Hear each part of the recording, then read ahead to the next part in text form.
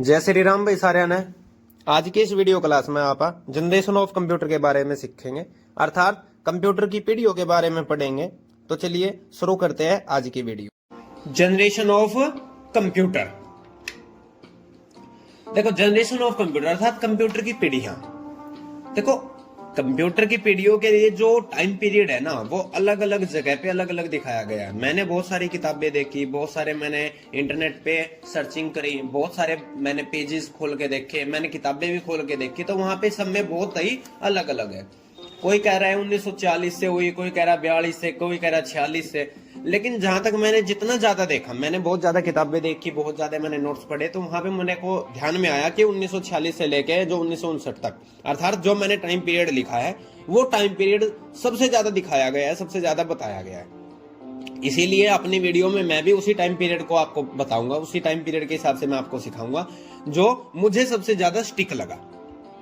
देखो, पहली जनरेशन 1946 से लेकर 1959 तक के बीच में हुई और इसमें वैक्यूम ट्यूब नाम की टेक्नोलॉजी का यूज किया गया।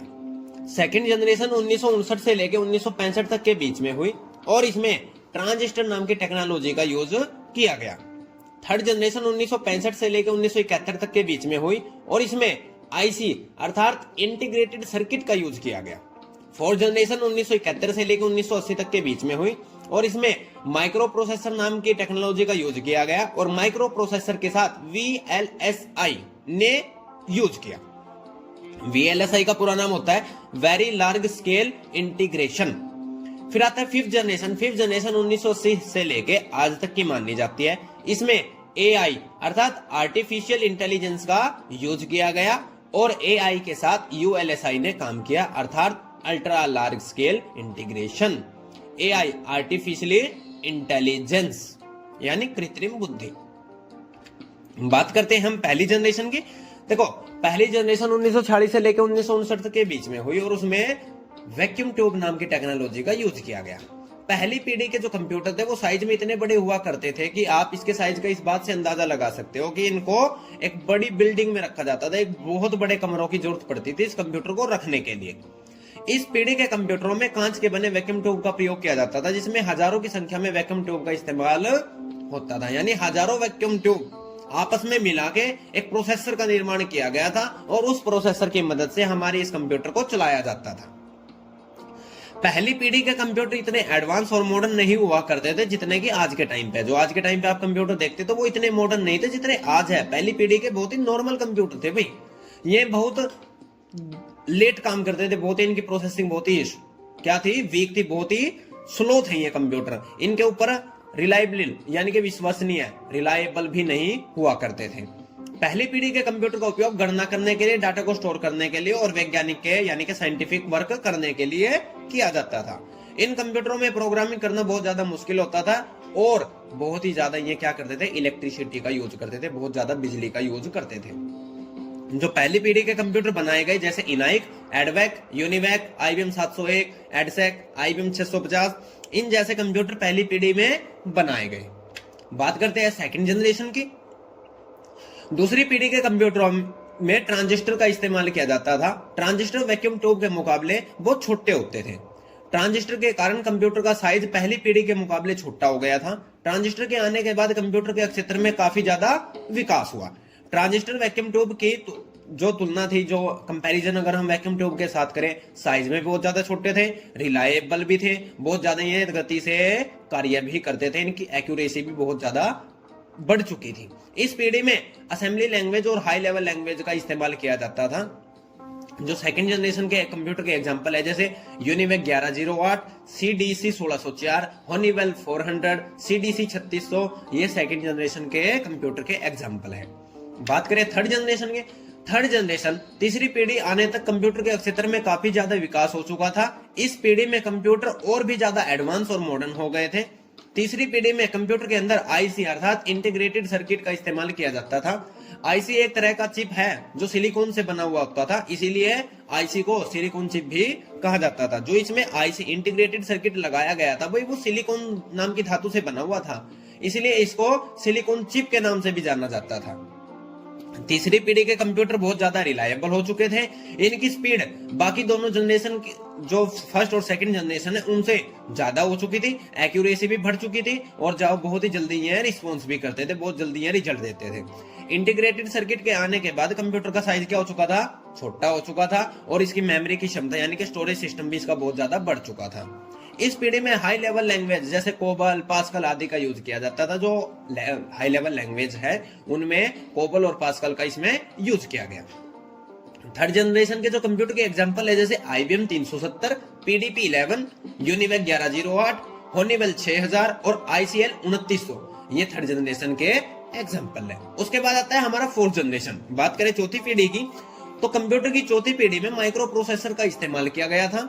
चौथी पीढ़ी के आने के बाद कंप्यूटर और भी ज्यादा एडवांस हो चुके थे, और भी ज्यादा आधुनिक हो चुके थे। इस पीढ़ी के आते ही कंप्यूटर के जो काम करने की क्षमता है, जो उसकी स्पीड है, जो एक्यूरेसी है, वो बहुत ज्यादा बढ़ चुकी थी। इस जनरेशन में कंप्यूटर के साइज बहुत ही छोटे हो चुके थे, बहुत ज्यादा फीचर्स आ चुके थे। अर्थात हम ये कह सकते हैं कि कंप्यूटर की जो फोर्थ जनरेशन थी, उसने कंप्यूटर की जो लाइन है, जो कंप्यूटर का रास्ता है, उसमें बहुत ही ज्यादा तरक्की की।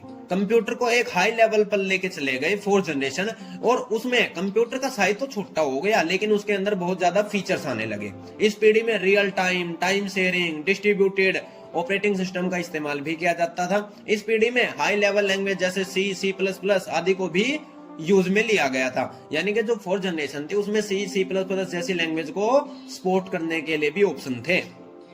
इस पीढ़ी में पर्सनल कंप्यूटर का उपयोग बहुत ज्यादा बढ़ चुका था। अर्थात फोर्थ जनरेशन जैसे हमारी चौथी पीढ़ी आई, फोर्थ जनरेशन आई, उसके बाद सभी ने कंप्यूटर को रुचि दिखानी शुरू कर दी कंप्यूटर की लाइन में। इसमें जो कंप्यूटर बनाए गए जैसे मिरेकल, IBM 5100, अल्ट्रा 880, इस तरह के इसमें कंप्यूटरों का उपयोग किया गया, या कंप्यूटर को डिजाइन किया गया, या कंप्यूटर को बनाया गया। बात करते हैं अंतिम पीढ़ी की या फिफ्थ जनरेशन की। देखो पांचवी पीढ़ी आज तक चल रही है, जो अभी प्रेजेंट टाइम में हम है, टिल नाउ टुडे, आज तक पांचवी पीढ़ी है। पांचवी पीढ़ी में AI अर्थात आर्टिफिशियली इंटेलिजेंस तकनीक का इस्तेमाल किया जाता है। वर्तमान समय में कंप्यूटर की पांचवी पीढ़ी चल रही है, और यह कंप्यूटर की आखिरी पीढ़ी भी है, लास्ट पीढ़ी भी है भाई। ये अभी क्यों पांचवी है, लास्ट चल रही है आज के टाइम पे, तो हम लास्ट ही बोल लेंगे इसको। इस पीढ़ी में हाई लेवल लैंग्वेज जैसे C++, जावा, .NET आदि का उपयोग किया जाता है। आपको पता ही होगा, जो भी हाई लेवल लैंग्वेज या आप प्रोग्रामिंग सीख रहे हैं, वो सब कुछ फिफ्थ जनरेशन में हो रही है। पांचवी पीढ़ी के कंप्यूटर का इस्तेमाल स्वास्थ्य के क्षेत्र में, मनोरंजन के क्षेत्र में, रोबोटिक्स में, गेम खेलने में आदि के सभी जगह पे इसका उपयोग बहुत ज्यादा किया जा रहा है। कंप्यूटर, मैंने एक पिछली वीडियो में बताया था कि आज के टाइम पे कंप्यूटर एक ऐसी चीज बन चुका है जो हमारे लिए बिल्कुल एक लाइफ का पार्ट बन चुका है कंप्यूटर आज के टाइम पे। तो पांचवी जनरेशन के जो कंप्यूटर थे, उसके बाद जो कंप्यूटर नाम का ऑप्शन था, वो सब जगह पे यूज होना शुरू हो गया था। धीरे धीरे कंप्यूटर की पांचवी पीढ़ी को और भी ज्यादा विकसित किया जा रहा है, ताकि यह और भी ज्यादा एडवांस हो चुके हैं। आपको पता ही होगा कि भाई पांचवी जनरेशन में जो नए नए कंप्यूटर बने हैं, नए नए मोबाइल फोन लॉन्च हुए हैं, तो इनको और भी आगे तक ले जाया जा रहा है, ताकि हम इसको और ज्यादा एडवांस कर सके।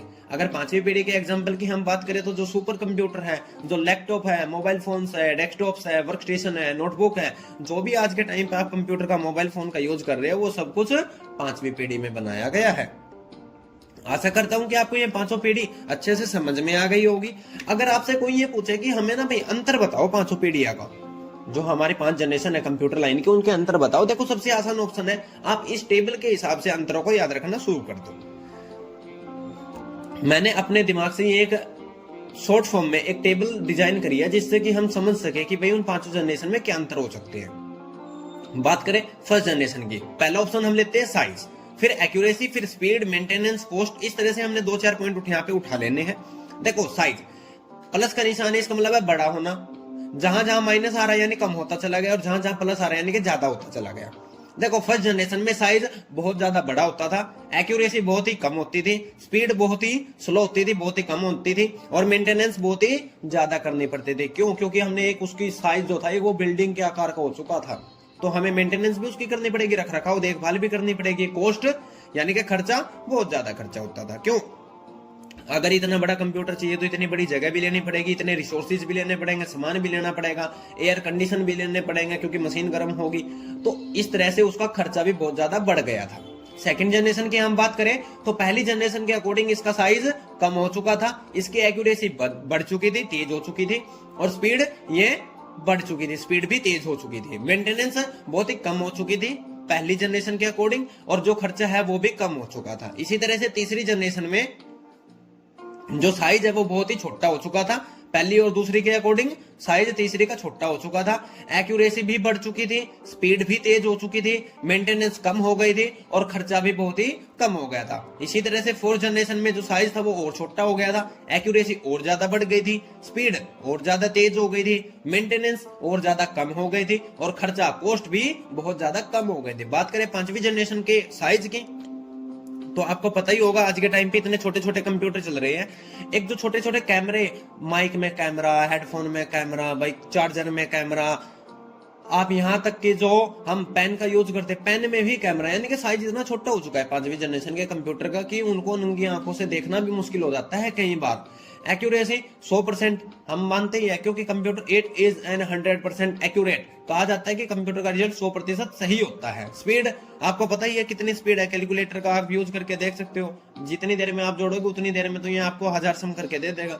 मेंटेनेंस बिल्कुल आसान है, मोबाइल फोन चल चुके हैं, जेब में डाल लो, कहीं भी ले जाओ, कहीं भी कुछ भी करो, क्यों, मेंटेनेंस बहुत ही आसान। कॉस्ट मैं मानता हूं कि आज के टाइम पे एक जो नॉर्मल कंप्यूटर है जिसका हम घरों में यूज करते हैं वो आपको 6-7 हजार के आसपास में मिल जाता है, तो आपको खर्चे का भी पता लग गया होगा। इस तरह से हम इनके आपस में डिफरेंस बता सकते हैं, जनरेशन के अंतर बता सकते हैं। अब आशा करता हूं कि आपको सब कुछ समझ में आ गया होगा, जनरेशन समझ में आ गई होगी, उसके डिफरेंस समझ में आ गए होंगे। किसी भी तरह का अगर कोई भी डाउट रहता है तो आप कमेंट कर सकते हो, नेक्स्ट वीडियो में जैसे ही बनाऊंगा तो उसमें मैं आपके डाउट क्लियर करने की पूरी कोशिश करूंगा। इसी के साथ आपका धन्यवाद। हमारी वीडियो में अगर आप पहली बार आए हैं तो लाइक करें, शेयर करें और सब्सक्राइब करें, और बेल आइकन दबाएं ताकि नेक्स्ट वीडियो आपको बहुत जल्द मिल सके। इसी के साथ आपका बहुत बहुत धन्यवाद। Thank you so much.